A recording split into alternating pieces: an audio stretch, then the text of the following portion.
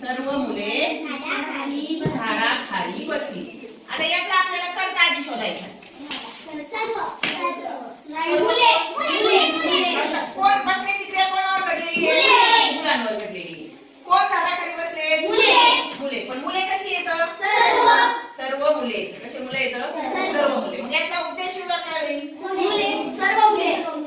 मुलांशी संबंधित शब्द राहील म्हणजे तो कर्ता आणि त्याच्याशी संबंधित जे शब्द असते तो सुद्धा उद्देश विभागामध्ये घ्यायचे आपल्याला.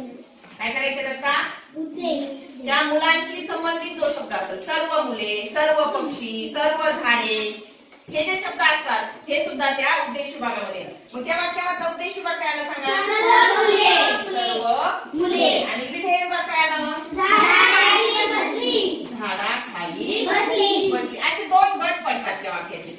झाडाखाली बसली.